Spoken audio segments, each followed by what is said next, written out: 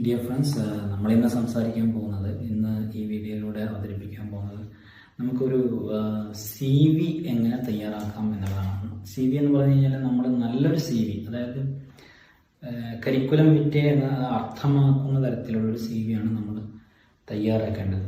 നമ്മൾ പലരും പല ആളുകളുടെ അടുത്തും പോയിട്ട് CV സബ്മിറ്റ് ചെയ്യുമ്പോൾ ചിലപ്പോൾ അവർ ഒന്ന് നോക്കുക പോലും ചെയ്യാതെ ചവറ്റ് കുട്ടിയിലിടുകയോ അല്ലെങ്കിൽ വാങ്ങി വെക്കുകയോ പിന്നീട് അത് തിരിഞ്ഞു നോക്കുകയോ ചെയ്യാത്ത അവസ്ഥ, അങ്ങനെ പല അവസ്ഥകളും നമ്മൾ കണ്ടിട്ടുണ്ട്.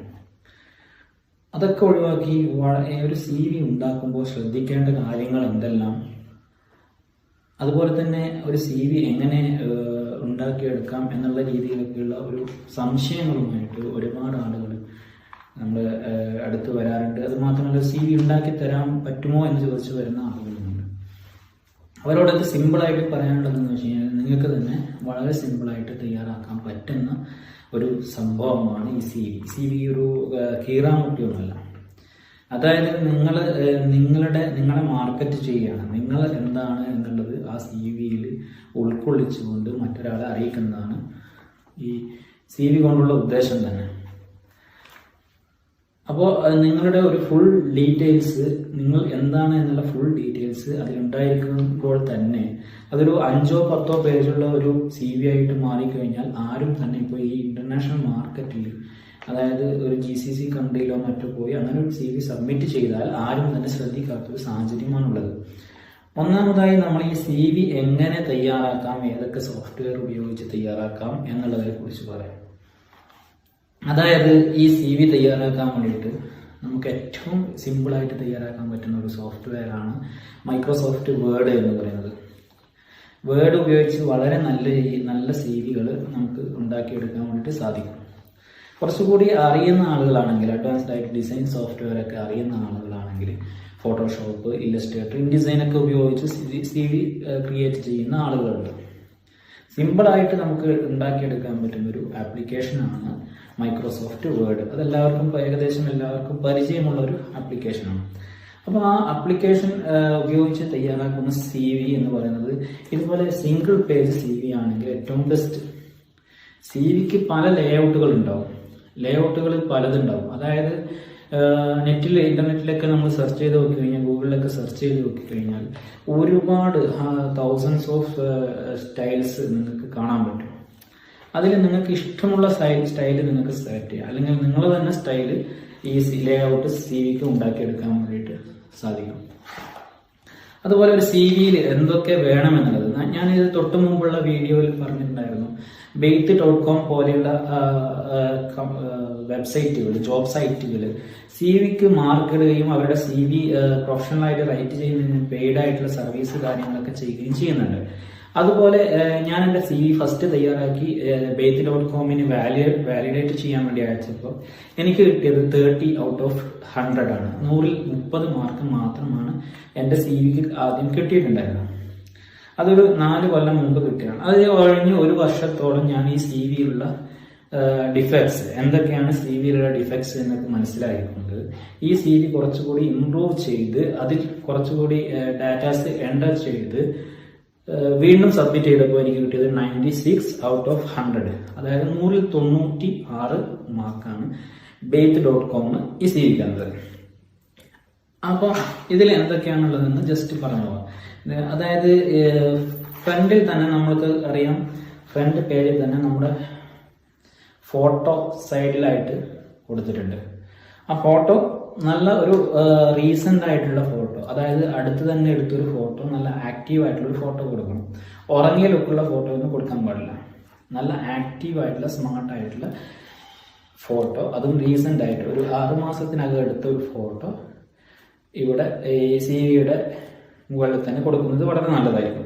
അതുപോലെ തന്നെ അതിൻ്റെ അവിടെ മുകളിൽ തന്നെ നമ്മുടെ പേരെന്താണ്, അതിൻ്റെ തൊട്ട് താഴെ നമ്മുടെ പ്രൊഫൈലിൻ്റെ ഒരു ഹെഡർ, അതായത് നമ്മളെ ആരാണ് അല്ലെങ്കിൽ നമ്മൾ എന്താണ്, നമ്മൾ ഏത് ജോബാണ് ഉദ്ദേശിക്കുന്നത് എന്നുള്ള ഒരു ഹെഡർ ഇതിൻ്റെ തൊട്ട് താഴെ കൊടുക്കുന്നത് നല്ലതായിരിക്കും. അതായത് ഇപ്പോൾ ഞാൻ കൊടുത്തത് Muhammad Sharif BB, packaging project manager. ഇതാണ് ഇവിടെ കൊടുത്തിട്ടുള്ള ഹെഡർ.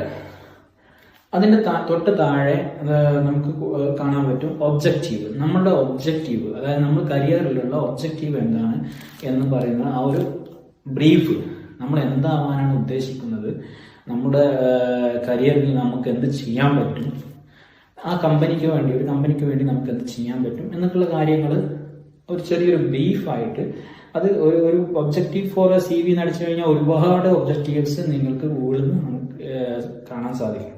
അതിൽ തന്നെ നല്ലൊരു ഒബ്ജക്റ്റീവ് സെലക്ട് ചെയ്ത് നിങ്ങളതായ രീതിയിൽ എഡിറ്റ് ചെയ്താലും മതി.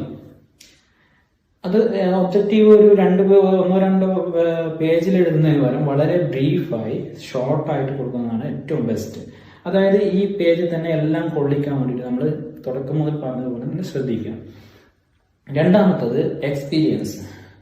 അതായത് നമുക്ക് ഏറ്റവും ഇമ്പോർട്ടൻ്റ് ആയിട്ട് നമ്മൾ ഒരു CV നോക്കിയാൽ പെട്ടെന്ന് കാണേണ്ട സാധനം ഈ ഹെഡർ പ്ലസ് എക്സ്പീരിയൻസ് ഏറ്റവും റീസെന്റ് ആയിട്ടുള്ള എക്സ്പീരിയൻസ്, അതോടൊപ്പം തന്നെ ഏത് ഡേറ്റ് മുതൽ ഏത് ഡേറ്റ് വരെ എന്നുള്ളത് കൂടി അവിടെ കൊടുത്തിരിക്കണം. ഫ്രം 2007 ജൂലൈ ടു പ്രസന്റ്, അതായത് കറന്റ് ജോബാണ്, അല്ലെങ്കിൽ ജോബുള്ള ആളാണെങ്കിൽ കറന്റ് ജോബ്, അല്ലെങ്കിൽ തൊട്ട് മുമ്പുള്ള ജോബിന്റെ ഫ്രം ടു എന്ന് വെച്ചുകൊണ്ട് കൊടുക്കുന്നതായിരിക്കും ബെസ്റ്റ്. പാക്കേജിംഗ് പ്രോജക്ട് മാനേജർ, അതിന്റെ താഴെ ചെറിയൊരു താഴെ ഏത് കമ്പനി എംപ്ലോയർ, അതായത് ഏത് കമ്പനിയുടെ കീഴിലാണ് നമ്മൾ ജോലി ചെയ്തത് എന്നുള്ള ഡീറ്റെയിൽസ് താഴെ കൊടുക്കുക. അതായത് പ്രിന്റ് മാസ്റ്റർ സർജറ്റ് LLC, Dubai production city, Dubai UAE.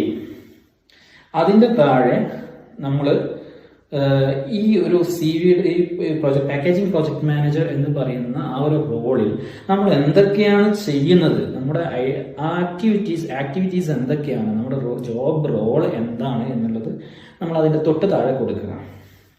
അതിന്റെ താഴെ നമ്മൾ ജസ്റ്റ് ബിഫോർ, അതായത് നമ്മൾ ഇതിന് തൊട്ട് മുമ്പ്, ഈ കമ്പനിയിൽ വരുന്നതിന് തൊട്ട് മുമ്പ് ഏത് കമ്പനിയിലാണോ ജോലി ചെയ്തത് ആ പൊസിഷൻ കാര്യങ്ങൾ കൊടുക്കുക. അതായത് 2015 to 17 ജൂൺ അങ്ങനെയുള്ള കാര്യങ്ങൾ കൊടുക്കുക. എന്ത് റോളാണ്, അതിന്റെ താഴെ ഏത് കമ്പനിയാണ്, ഇതുപോലെ തന്നെ ജോബ് റോൾ എന്താണ്, ജോബ് ആക്ടിവിറ്റീസ് എന്താണ് എന്ന് കൊടുക്കുക.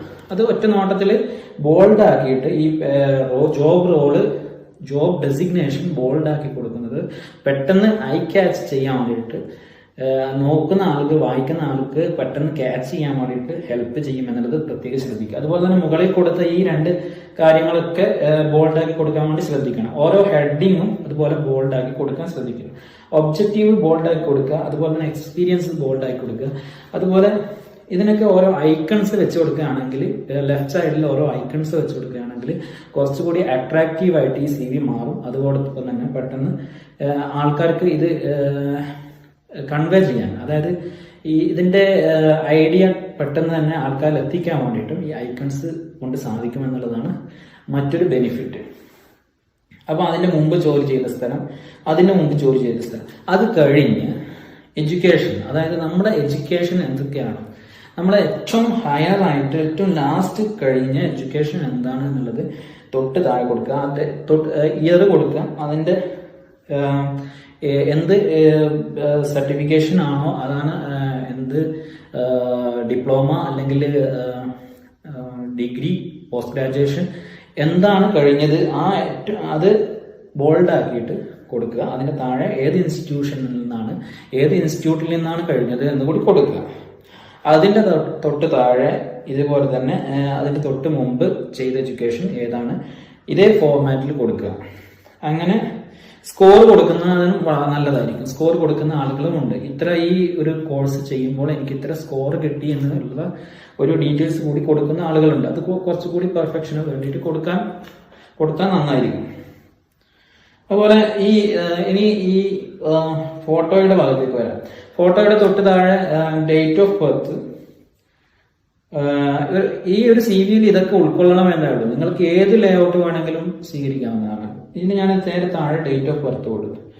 ഡേറ്റ് ഓഫ് ബർത്ത്, അതുപോലെ കോൺടാക്ട് ഇൻഫോ, എൻ്റെ address, phone number, mobile number, address, permanent address, mobile number, WhatsApp number, അതുപോലെ തന്നെ ഇമെയിൽ അഡ്രസ്സ്, അതുപോലെ ലിങ്ക്ഡിൻ പ്രൊഫൈല്, മറ്റു പ്രൊഫൈൽസ് ഒക്കെ കൊടുക്കുന്ന ആളുകളുണ്ട്. അത് കുറച്ചുകൂടി പെർഫെക്ഷന് വേണ്ടിയിട്ട് സഹായിക്കും എന്നുള്ള കാര്യത്തിൽ യാതൊരു സംശയമില്ല. അതുപോലെ നെക്സ്റ്റ് നമുക്ക് ഏറ്റവും ഇമ്പോർട്ടന്റ് ആയിട്ടുള്ള മറ്റൊരു കാര്യം നമ്മൾ പലരും ഉൾപ്പെടുത്താത്തതും എന്നാൽ ഉൾപ്പെടുത്തുന്നത് ശരിയായ രീതിയിൽ ഉൾപ്പെടുത്താത്തതുമായിട്ടുള്ള ഒരു പോർഷനാണ് ലാംഗ്വേജസ് നോൺ എന്ന് പറയുന്നത്. നമ്മൾ പലരും ലാംഗ്വേജസ് നോൺ എന്നുള്ള സ്ഥലത്ത് മലയാളം, ഇംഗ്ലീഷ്, അറബിക്, ഹിന്ദി, തമിഴ് എന്നൊക്കെ എഴുതി വെക്കുമെങ്കിലും ഇത് എത്രത്തോളം ഈ ലാംഗ്വേജ് നമുക്ക് അറിയാം എന്നുള്ളത് നമ്മൾ എഴുതി വെക്കാറില്ല പലപ്പോഴും. അത് വളരെ ഇമ്പോർട്ടന്റ് ആയിട്ട് ശ്രദ്ധിക്കേണ്ട കാര്യമാണ്. അതായത് ഞാനിവിടെ 4 കോളംസ് കൊടുത്തിട്ടുണ്ട്. Malayalam, English, Arabic, Hindi, Tamil. ഇത് റീഡ്, റൈറ്റ്, സ്പീക്ക്, അണ്ടർസ്റ്റാൻഡ്. ഇങ്ങനെ കൊടുത്തത് ലാംഗ്വേജസും, ഇങ്ങനെ കൊടുത്തത് read, right, speak, understand.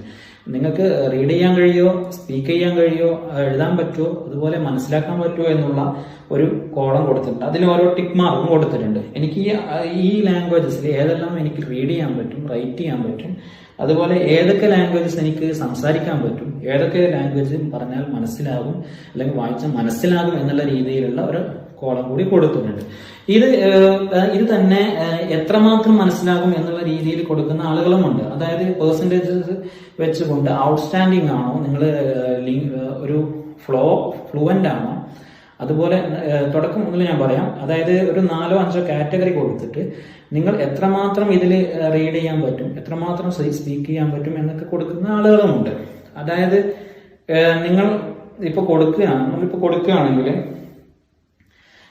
Malayalam, എൻ്റെ മലയാളം നോളജ് നേറ്റീവ് ആണെന്ന് പറഞ്ഞു കഴിഞ്ഞാൽ ഞാനത് എൻ്റെ ലാംഗ്വേജ് തന്നെ, അതായത് എനിക്ക് അത്രയും ഫ്ലുവൻ്റ് ആയിട്ട് സംസാരിക്കാൻ പറ്റും. അല്ലെങ്കിൽ ബേസിക് നോളജ് ആണ്, അല്ലെങ്കിൽ ഇന്റർമീഡിയറ്റ് നോളജ് ആണ്, എനിക്ക് അത്ര അധികം സംസാരിക്കാൻ പറ്റില്ല, കുറച്ച് കുഴപ്പമില്ലാതെ സംസാരിക്കാൻ പറ്റും. അല്ലെങ്കിൽ അഡ്വാൻസ്ഡ് നോളജ് ആണ്, അതായത് എനിക്ക് കുറച്ചും കൂടി നന്നായിട്ട് അറിയാം, ഫ്ലുവൻ്റ് ആണ്, അതായത് ഞാൻ വളരെ ഫ്ലുവൻ്റ് ആയിട്ട് വളരെ നന്നായിട്ട് ഒഴുക്കോട് കൂടിയിട്ട് സംസാരിക്കും എന്നുള്ള അങ്ങനെയുള്ള ഒരു ഗ്രേഡ് വെച്ച് കൊടുക്കുന്നതും നല്ലതായിരിക്കും. അങ്ങനെയുള്ള രീതിയിൽ കൊടുക്കുന്നത് കുറച്ചും കൂടി ബെറ്റർ ഓപ്ഷൻ ആയിരിക്കും. അതുപോലെ നമ്മൾ മറ്റൊരു ഓപ്ഷനാണ് സ്കിൽസ് എന്ന് പറയുന്നത്. ഒരാൾക്ക് എന്തൊക്കെ അറിയാം, അതായത് നിങ്ങൾക്ക് നിങ്ങളുടെ എക്സ്പീരിയൻസ് വെച്ചിട്ട് എന്തൊക്കെ നിങ്ങൾക്ക് അറിയാം, ഇത്രയും കാലത്തെ എക്സ്പീരിയൻസ് വെച്ച് എന്തൊക്കെ സോഫ്റ്റ്വെയർ സ്കിൽസ് ഉണ്ട് എന്നുള്ളത് ഈ പോർഷനിൽ കൊടുക്കുന്നത് വളരെ നല്ലതായിരിക്കും. അതായത് ഒരാൾക്ക് MS Office, Microsoft Word, Excel, PowerPoint ഒക്കെ അറിയാമെന്നുണ്ടെങ്കിൽ ആ രീതിയിൽ കൊടുക്കുന്നത് വളരെ നല്ലതായിരിക്കും. അപ്പം അതുപോലെ ഇപ്പം ഞാൻ കൊടുത്തത് എന്ന് പറഞ്ഞു കഴിഞ്ഞാൽ Adobe Creative Suite, packaging, product development, GMG colour suite, X-Rite colour cert, ഇതുപോലെയുള്ള IT സപ്പോർട്ട്, MS ഓഫീസ്, ഇതുപോലെയുള്ള സോഫ്റ്റ്വെയർ സ്കിൽസും അതുപോലെയുള്ള മറ്റ് സ്കിൽസ് വല്ലതും ഉണ്ടെങ്കിൽ അതൊക്കെ കൊടുക്കുന്നത് ഇവിടെ നല്ലതായിരിക്കും. അതുപോലെ നിങ്ങളുടെ മറ്റ് കഴിവുകൾ അത് കൂടി ഇവിടെ കൊടുക്കുന്ന കോർഡിനേഷൻ പവർ, അങ്ങനെയുള്ള കാര്യങ്ങളൊക്കെ ഉൾപ്പെടുത്തുന്നത് കുറച്ചും കൂടി ബെറ്റർ ആയിരിക്കും. അതുപോലെ തന്നെ നമുക്ക് ഈ അക്കാദമിക് പ്രോജക്റ്റ്, നമുക്ക് വളരെ നല്ലൊരു ക്രിയേറ്റീവ് ആയിട്ടുള്ള ഒരു അക്കാദമിക് പ്രോജക്റ്റ് നമ്മുടെ കയ്യിലുണ്ടെങ്കിൽ അതും ഇതിൽ കൊടുത്താൽ വളരെ പെർഫെക്റ്റ് ആയിട്ടുള്ള ഒരു CV നമുക്ക് വളരെ എളുപ്പത്തിൽ തയ്യാറാക്കാൻ സാധിക്കും. ഇത് ഒരു കുറച്ചുകൂടി എക്സ്പീരിയൻസ് ആയിട്ടുള്ള ഒരാളുടെ CV-യിൽ അധികം സ്ഥലമൊന്നും ഉണ്ടാവില്ലെങ്കിലും ഫ്രഷർ ആയിട്ടുള്ള ആളുകൾക്ക് CV തയ്യാറാക്കുമ്പോൾ വളരെ കൂടുതൽ കാര്യങ്ങൾ ഇതിൽ ഉൾപ്പെടുത്താൻ സാധിക്കും. ഇതുപോലെ ഒരുപാട് എക്സ്പീരിയൻസ് ജോബ് റോൾസും ആക്ടിവിറ്റീസും ഒന്നും എഴുതാൻ ഉണ്ടാവില്ല. അപ്പോൾ ഇവിടെ പ്രോജക്ട്സ്, അതുപോലെ സെമിനാർസ്, മറ്റ് ആക്ടിവിറ്റീസ്, കോളേജിലുള്ള ആക്ടിവിറ്റീസ് കാര്യങ്ങളൊക്കെ ഉൾപ്പെടുത്തി കഴിഞ്ഞാൽ ഈ CV വളരെ കുറച്ചുകൂടി പെർഫെക്റ്റ് ആയിട്ട് നമുക്ക് ഉണ്ടാക്കാൻ സാധിക്കും. ഇപ്പോൾ 96 ഔട്ട് ഓഫ് 100 ആണ് കിട്ടിയതെങ്കിൽ 100 ഔട്ട് ഓഫ് 100 വാലിഡേഷനിൽ കിട്ടുന്ന രീതിയിലേക്ക് ഒരു CV തയ്യാറാക്കാൻ വേണ്ടിയിട്ട് മുഴുവൻ ആളുകൾക്കും സാധിക്കട്ടെ എന്ന് ആശംസിച്ചുകൊണ്ട് ഈ വീഡിയോ ഇഷ്ടമായെങ്കിൽ ലൈക്ക് ചെയ്ത് താഴെ കമന്റ് ചെയ്യുക. നിങ്ങളുടെ ഫീഡ്ബാക്ക് നല്ലതാണെങ്കിലും മോശമാണെങ്കിലും നിങ്ങൾ താഴെ കമന്റ് ചെയ്യുക. ഈ വീഡിയോ ഷെയർ ചെയ്യുക. അതുപോലെ തന്നെ ഈ ചാനൽ സബ്സ്ക്രൈബ് ചെയ്തുകൊണ്ട് സപ്പോർട്ട് ചെയ്യുക. നന്ദി, നമസ്കാരം.